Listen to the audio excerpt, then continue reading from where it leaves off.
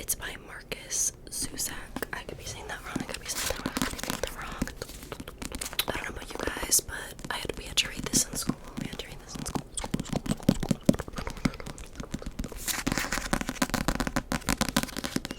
So yeah, I'm just gonna be reading to you, reading you to sleep, hopefully, reading you to sleep, hopefully. Let's just get into it. So the first thing that I want to know is I got this secondhand. I got this book secondhand. I got this book secondhand. And because of that, there's actually some annotations and underlining in this book, which I find kind of sweet. I've always loved annotated books. But just by the way, if you're watching the screen at whatever time and you see things underlined, or words written, that was not by me. As you can see, I got this secondhand from this website. Excuse me. So let us just begin. First we have obviously the classic praise for the book thief. And then we have the book thief. The Book Thief by Marcus Zusak, I think. Alfred A. Knopf, New York. For Elizabeth and Helmut Zusak, with love and admiration. I'm guessing those are his children, maybe the author's children. Alright. Prologue. A mountain range of rubble in which our narrator introduces himself, the colors, and the book thief. Here you can already see that outlining. Death and chocolate.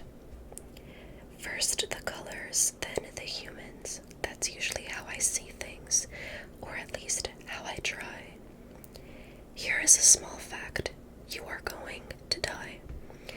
I am in all truthfulness attempting to be cheerful about this whole topic, though most people find themselves hindered in believing me, no matter my protestations. Please trust me, I most definitely can be cheerful. I can be amiable, agreeable, affable, and that's only the A's. Just don't ask me to be nice. Nice has nothing to do with me. Reaction to the aforementioned fact. Does this worry you? I urge you, don't be afraid. I am nothing if not fair. Excuse me.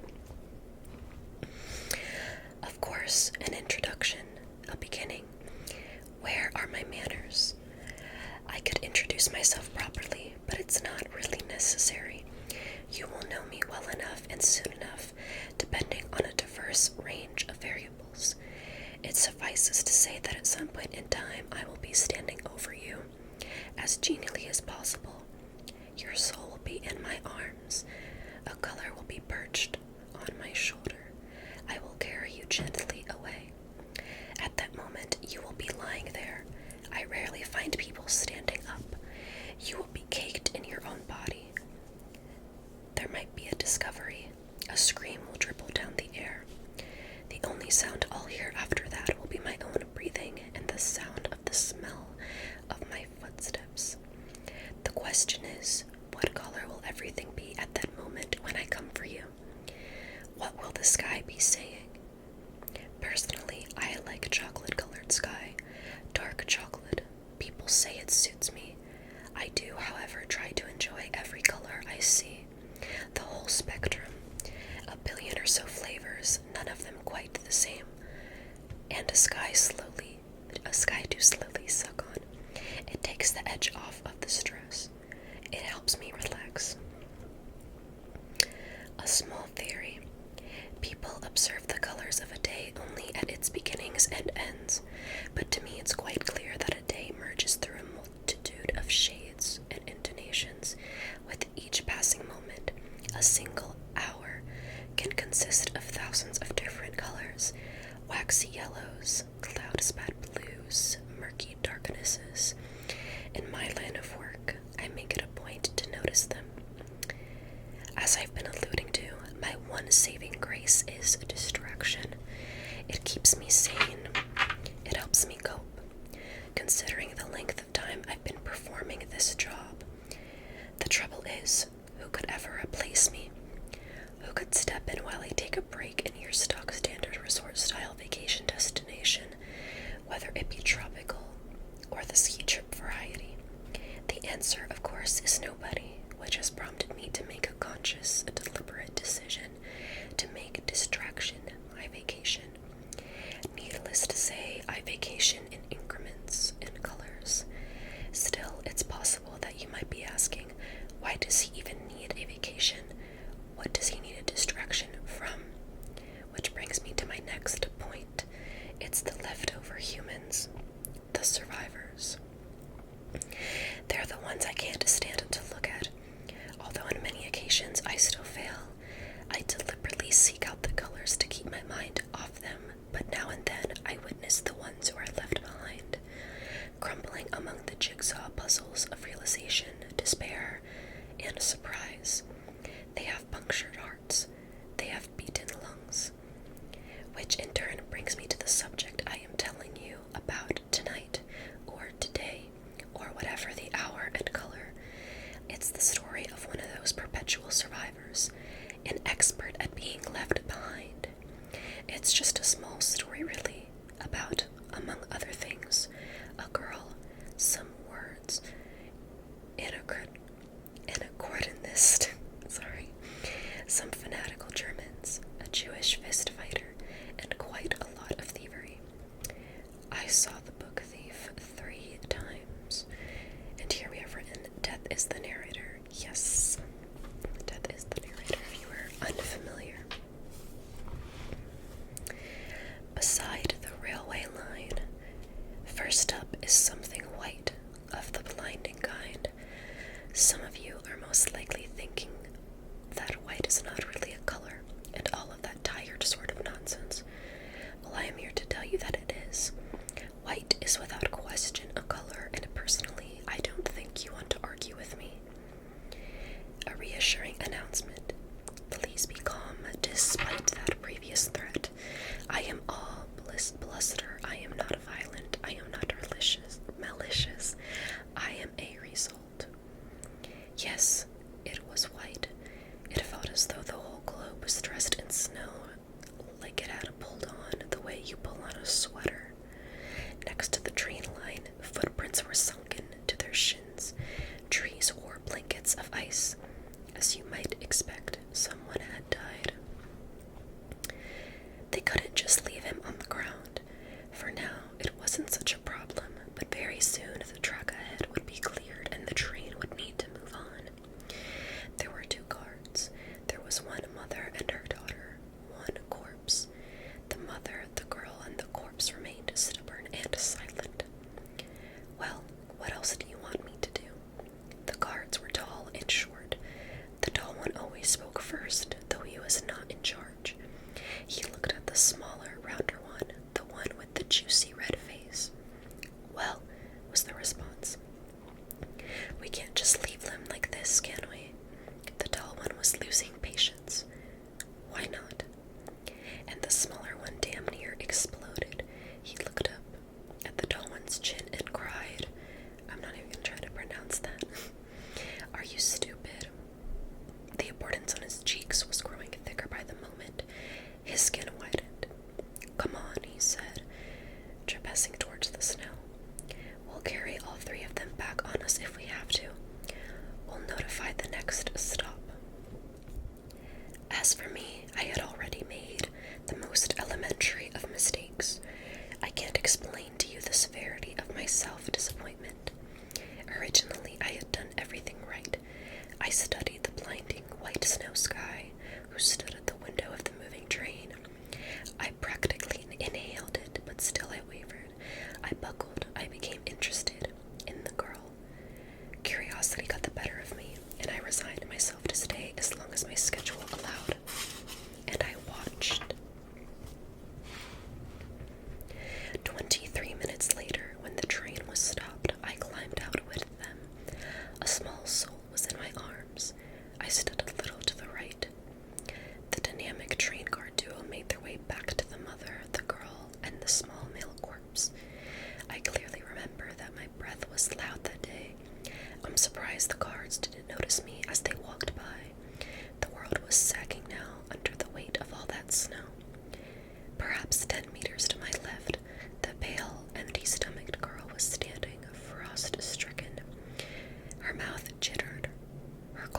arms were folded. Tears were frozen to the book thief's face. The eclipse. Next is a signature black to show the poles of my versatility, if you like. It was the darkest moment before the dawn. This time I had come for a man of perhaps 24 years of age. It was a beautiful thing in some ways. The plane was still coughing. Smoke was leaking from both its lungs. When it crashed, 3 deep gashes were made in the earth. Its wings were now sewn off arms. No more flapping, not for this metallic little bird. Some other small facts. Sometimes I arrive too early. I rush, and some people cling longer to life than expected. After a small collection of minutes, the smoke exhausted itself. There was nothing left to give. A boy arrived first, with cluttered breath and what appeared to be a toolbox. With great trepidation, he approached the cockpit and watched the pilot, gauging if he was alive, at which point he still was. The book thief arrived perhaps 30 seconds later. Years had passed, but I recognized her. She was panting. From the toolbox, the boy took out, of all things, a teddy bear. He reached through the torn windshield and placed it on the pilot's chest. The smiling bear sat huddled among the crowded wreckage of the man and the blood. A few minutes later, I took my chance. The time was right. I walked in, loosened his soul, and carried it gently away. All that was left was the body, the dwindling smell of smoke, and the smiling teddy bear. As the crowd arrived in full, things, of course, had changed. The horizon was beginning to charcoal. What was left of the blackness above was nothing now but a scribble, and disappearing fast. The man, in comparison, was the color of bone, skeleton-colored skin, a ruffled uniform. His eyes were cold and brown, like coffee stains, and the last scrawl from above formed what, to me, appeared in odd yet familiar shape, a signature. The crowd did what crowds do. As I made my way through, each person stood and played with the quietness of it. It was a small concoction of disjointed hand movements, muffled sentences, and mute, self-conscious turns. When I glanced back at the plane, the pilot's open mouth appeared to be smiling. A final dirty joke, another human punchline. He remained shrouded in his uniform as the graying light arm wrestled the sky. As with many of the others, when I began my journey away, there seemed a quick shadow again, a final moment of eclipse, the recognition of another soul gone. You see, to me, for just a moment, despite all of the colors that touch and grapple with what I see in this world, I will often catch an eclipse when a human dies. I've seen millions of them. I've seen more eclipses than I care to remember. The flag. The last time I saw her was red. The sky was like soup, boiling and stirring. In some places it was burned. There were black crumbs and pepper streaked across the redness. Earlier kids had been playing hopscotch there on the street that looked like oil-stained pages. When I arrived, I could still hear the echoes. The feet tapping the road, the children voices laughing, and the smiles like salt but decaying fast. Then, bombs. This time, everything was too late. The sirens, the cuckoo shrieks in the radio, all too late. Within minutes, mountains of concrete and earth were stacked and piled. The streets were ruptured veins. Blood streamed till it was dried on the road, and the bodies were stuck there like driftwood after the flood. They were glued down, every last one of them, a pocket of souls. A packet, excuse me. Was it fate? Misfortune? Is that what glued them down like that? Of course not. Let's not be stupid. It probably had more to do with the hurled bombs thrown down by humans hiding in the clouds.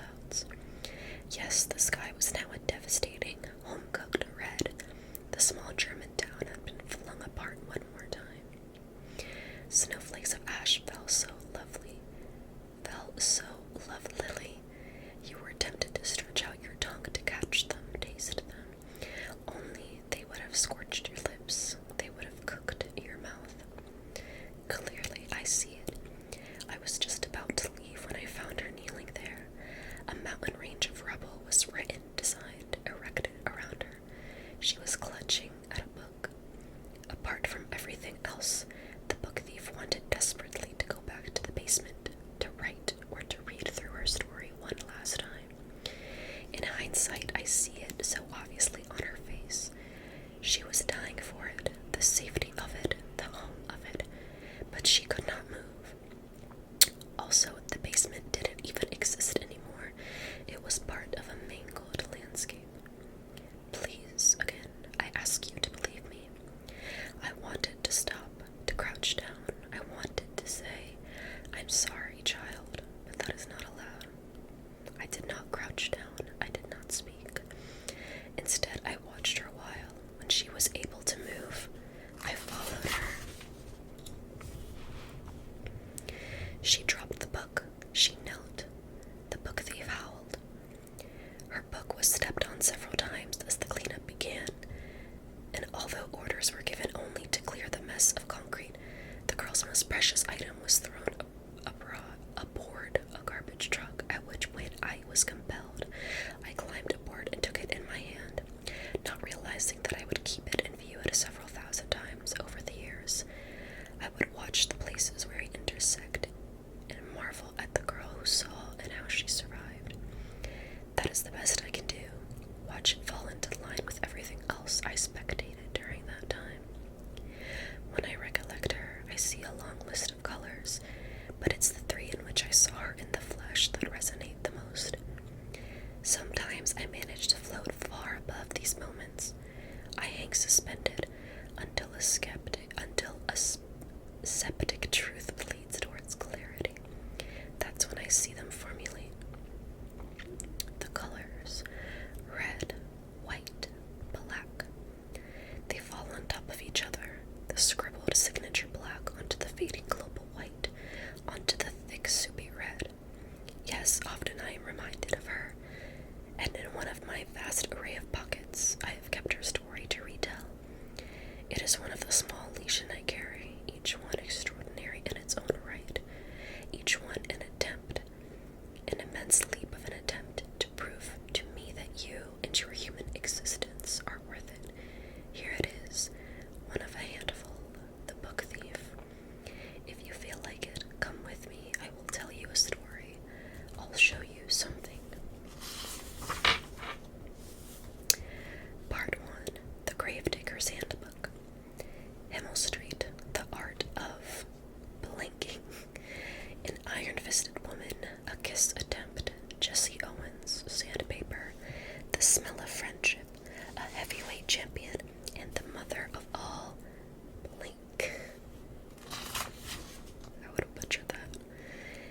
Arrival on Himmel Street. The last time, that red sky. How does a book thief end up kneeling and howling, flanked by a man-made heap of ridiculous, greasy, cooked-up rubble? Years earlier, the start was snow. The time had come, for one. A spectacularly tragic moment. A train was moving quickly. It was packed with humans. A 6-year-old boy died in the third carriage. The book thief and her brother were traveling down towards Munich, where they would soon be given over to foster parents. We know now, of course, that the boy didn't make it. How it happened? There was an intense spurt of coughing, almost an inspired spurt, and soon after, nothing. When the coughing stopped, there was nothing but the nothingness of life moving on with a shuffle, or a near silent twitch. A suddenness found its way onto his lips then, which were corroded brown color and peeling, like old paint, in desperate need of redoing. Their mother was asleep. I entered the train. My feet stepped through the cluttered aisle, and my palm was over his mouth in an instant. No one noticed. The train galloped on, except the girl. With one eye open, one still in a dream, the book thief, also known as Liesel Meminger, would see without question that her younger brother, Werner, was now sideways and dead. His blue eyes stared at the floor, seeing nothing. Prior to waking up, the book thief was dreaming about the blink, Adolf Hitler. In the dream, she was attending a rally at which he spoke, looking at his skull-colored part in his hair, and the perfect square of his mustache. She was listening contentedly to the torrent of words spilling from his mouth,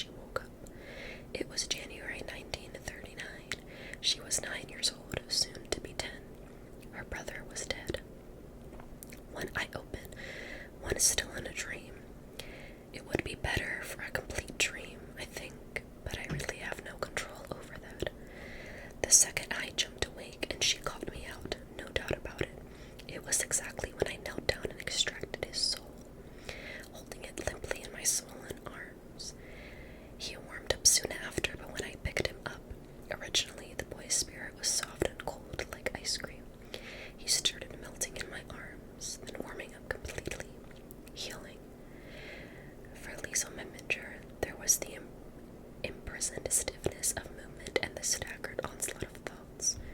Blink, blink, blink. This isn't happening, this isn't happening. And the shaking. Why do they always shake them? Yes, I know. I assume it has something to do with an instinct to stem the flow of truth. Her heart at that point was slippery and hot and loud, so loud. Stupidly, I stayed, I watched. Next to her mother, she woke up. She woke her up with the same distraught shriek. If you can't imagine it, think clumsy silence. Think bits and pieces of floating despair and drowning in a train. Snow had been falling consistently, and the service to Munich was forced to stop due to faulty track work. There was a woman wailing. A girl stood numbly next to her. In panic, the mother opened the door. She climbed down into the snow, holding the small body. What could the girl do but follow? As you've been informed, 2 guards also exited the train. They discussed and argued over what to do. The situation was unsavory, to say the least. It was eventually decided that all 3 of them should be taken to the next township and left there to sort things out. This time, the train limped through the snow in country. It hobbled in and stopped. They stepped onto the platform, the body in her mother's arms. They stood. The boy was getting heavy. Liesel had no idea where she was. All was white, and they remained at the station. She could only stare at the faded lettering of the sign in front of her. For Liesel, the town was nameless, and it was there that her brother Werner was buried 2 days later. Witnesses included a priest and 2 shivering grave diggers.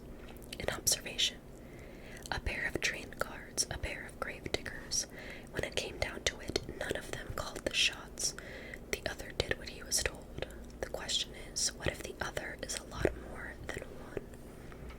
Mistakes. It's all I seem capable of at times. For 2 days I went about my business. I traveled the globe, as always, handing souls to the conveyor belt of eternity. I watched them trundle passively on. Several times I warned myself that I should keep a good distance from the burial of Liesel Meminger's brother. I did not heed my advice. From miles away I approached. I could already see the small group of humans standing frigidly among the wasteland of the snow. The cemetery welcomed me like a friend, and soon I was with them. I bowed my head. Standing to Liesel's left, the grave diggers were rubbing their hands together and whining about the snow and the current digging conditions. So hard to get through all the ice, and so forth. One of them couldn't have been more than 14, an apprentice. When he walked away after a few dozen paces, a black boot fell innocuously from his coat pockets. A black book fell innocuously from his coat pocket without his knowledge. A few minutes later, Liesel's mother started leaving with the priest. She was thanking him for his performance of the ceremony. The girl, however, stayed. Her knees entered the ground. Her moment had arrived. Still in disbelief, she started to dig. He couldn't be dead. He couldn't be dead. He couldn't. Within seconds, snow was carved into her skin. Frozen blood was cracked across her hands. Somewhere in all the snow, she could see her broken heart in 2 pieces. Each half was glowing and beating under all that white. She realized her mother had come back for her only when she felt the boniness of a hand on her shoulder. She was being dragged away. A warm scream filled her throat. A small image, perhaps 20 meters away. When the digging was done, the mother and the girl stood and breathed. There was something black and rectangular lodged in the snow. Only the girl saw it. She bent down and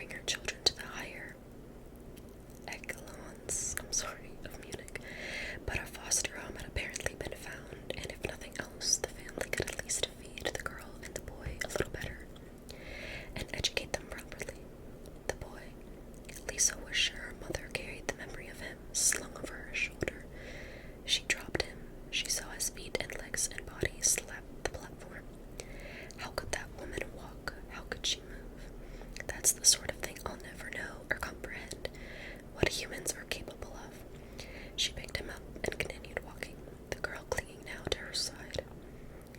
Authorities were met and questions of lateness, and the boy raised their vulnerable heads.